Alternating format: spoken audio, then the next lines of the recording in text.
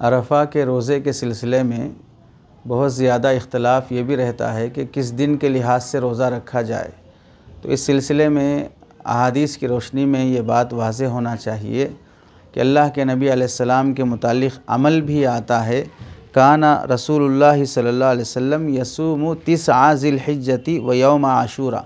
अल्लाह के नबी अलैहिस्सलाम 9 ज़िलहिज्जा का रोज़ा रखते थे और आशूरा का रोज़ा रखते थे। अबू दाऊद शरीफ की हदीस है। तो 9 ज़िलहिज्जा का रोज़ा, हमें भी 9 ज़िलहिज्जा का रोज़ा रखना चाहिए अपने मुल्क के लिहाज से, चूँकि आप सल्लल्लाहु अलैहि वसल्लम ने यहाँ पर सऊदिया अरब या किसी और मक्का मुकर्रमा मदीना मुनव्वरा की तख़सीस नहीं फरमाई है। दूसरी दलील अल्लाह के नबी अलैहिस्सलाम का फ़रमान है, सूमू लिरुयतिही व अफ्तिरू लिरुयतिही। रोज़ा चाँद देखकर रोज़ा रखो, चाँद देखकर रोज़ा छोड़ो। और ये हुक्म पूरी दुनिया के ममालिक के मुसलमानों के लिए है कि हर मुसलमान अपने मुल्क का चाँद देखकर रोज़ा रखता है और अपने मुल्क का चाँद देखकर रोज़ा छोड़ता है। तीसरी दलील ये है कि जिस तरह 9 ज़िलहिज्जा का रोज़ा हमें अपने मुल्क के लिहाज से रखना है, वैसे ही पूरे ज़िलहिज्जा के अशरे की फ़जीलत हदीस से साबित है। तो ज़िलहिज्जा की पहली तारीख़ का रोज़ा भी हम सऊदिया की तारीख़ के हिसाब से नहीं रखते हैं, बल्कि अपने मुल्क की तारीख़ के हिसाब से रखते हैं। जब 1 ज़िलहिज्जा का रोज़ा हम अपने मुल्क की तारीख़ के हिसाब से रखते आएंगे, तो फिर 9 ज़िलहिज्जा का रोज़ा हमारे मुल्क की तारीख़ के हिसाब से होगा।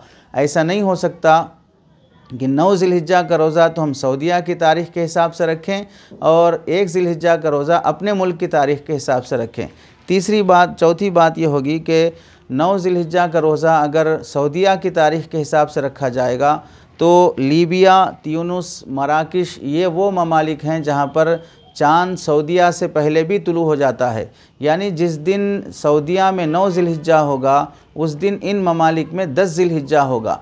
अब ये लोग या तो सऊदिया को फॉलो करके ईद के दिन रोज़ा रखेंगे तो हराम लाजिम आएगा, ईद के दिन रोज़ा रखना हराम है, या अपने मुल्क को फॉलो करके रोज़ा रखेंगे तो फिर इस सूरत में सऊदिया के हिसाब से दुरुस्त नहीं होगा। तो इसलिए इन लोगों से यही कहा जाएगा कि ईद के दिन ईद मनाएं और अपने मुल्क के लिहाज से 9 ज़िलहिज्जा का रोज़ा रखें। 5वीं दलील ये है कि 9 ज़िलहिज्जा के हिसाब से अगर रोज़ा रखा जाए सऊदिया को फॉलो करते हुए, तो हमें ये भी देखना होगा कि हम नमाज में, शब क़दर में, शब बरात में, ईद उल फ़ितर में, ईद उल अज़हा में, इन तमाम मौक़ों पर क्या हम अपने मुल्क के लिहाज से ये ईद वग़ैरह मनाते हैं या सऊदिया के दिन के लिहाज से ईद वग़ैरह मनाते हैं। तो जब शब क़दर, शब बरात, ईद उल फ़ितर, ईद उल अज़हा अपने मुल्क के चाँद के हिसाब से देखी जा सकती है, तो फिर इसी तरह 9 ज़िलहिज्जा का रोज़ा अपने मुल्क के हिसाब से रखना होगा। इख्तलाफ से बचने के लिए बेहतर है कि 8 और 9 2 दिन का रोज़ा एहतमाम से रखने की कोशिश कर लें। और जो लोग 1 ज़िलहिज्जा 9 ज़िलहिज्जा का सऊदिया के हिसाब से फ़ॉलो करने की दावत देते हैं, उन भाइयों से भी अदबन दरख्वास्त है, झूठ और मक्र से तौबा करते हुए ये तरग़ीब दी जाए कि 9 और 8 दोनों का रोज़ा रख लें, ताकि दोनों मुल्क के हिसाब से इत्तेफाक हो जाए, ना कि किसी एक पहलू पर तशद्दुद बरता जाए जबकि दलाइल अपने मसलक के लिहाज से मोतबर नहीं है बल्कि क़ियास पर मबनी है। और जो लोग 9 ज़िलहिज्जा को अपने मुल्क के हिसाब से कहते हैं, उनके पास दलाइल अहादीस से भी और क़ियास से भी है।